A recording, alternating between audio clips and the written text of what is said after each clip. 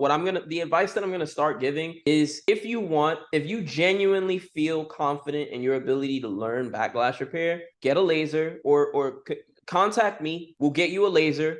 You need at least $1,200, but I recommend no less than $2,000. We'll get you a laser. We'll get you on the mentorship call. Just the setup call for your laser is going to cost $500. That's the setup call.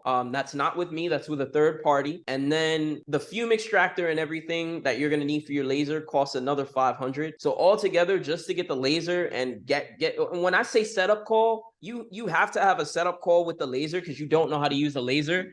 And it takes about 2 to 3 hours just to set it up. When I say set it up, that means taking it out of the box. You have to calibrate the laser. You have to adjust certain settings with the laser to make sure that it functions properly. Because when it's shipped from China to the person that you buy it from, to then it's touched 3 different points. And so now the machine has been shaken up and the laser is not going to be properly ready to hit the points that it needs to hit. So we're going to need to fix that for you. And that's the purpose of the setup call. The guy runs a repair shop, so that's why he has to get paid to stop. So it's going to take years. It would take years to make back the money on that, probably. Not years. It would take months. It would take several months. I would say you're looking at a training of anywhere from 3 to 6 months. Really depends on your existing skill level and how fast of a learner that you are. Me personally, it generally takes me about 3 to 6 months to learn a skill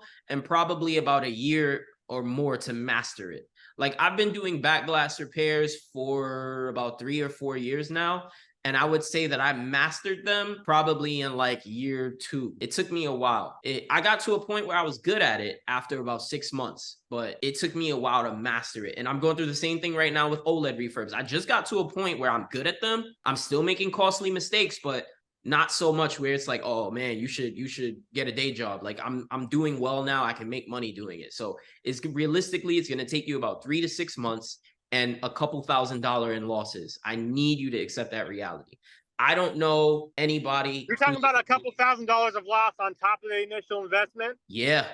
That's what I mean. And I'm glad you asked that, because I do want to provide clarity. So if you spend $3,000 on the machine and the setup call, you're looking at an additional 3 to 5K lost. So total, you're looking at about 8 to 10 grand to learn backlash repair. The purpose of training is not to eliminate loss. It's to mitigate it, because without training, with no setup call and no mentorship, you're going to easily lose close to 5 figures. I can assure you that, because there are fine things about these machines and obstacles that you're going to encounter that you won't find on YouTube. You won't be able to Google. You have to ask someone. And right. It's yo, Feldon, why did this? Specifics, very specific. Exactly. It's very highly, like, it's high level knowledge. Like, Feldon, I did a backlash repair and now the phone's boot looping. Why? Okay, bro, now we have to get on a call. We have to diagnose that phone because the laser did something to it. And together we have to figure out why.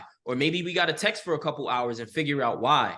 Like, it's very detailed. It can always be multiple issues that cause these problems in the phones. Like, I still even ask for help sometimes. There's something I just learned the other day, actually, when I was doing a repair on a 13 Pro Max. I cut a cable and I forget what stopped. I think the lower mic stopped working. And I'm just like, man, I had no idea that controlled that part of the phone. Like, and then there's also something important to know. There's certain parts of the phone that can get clipped, nicked, cut off, and the phone will work perfectly fine. You need to be able to know what part those are. Like, when do you need to switch things out? When can you just leave them? When is it okay? When is it not okay?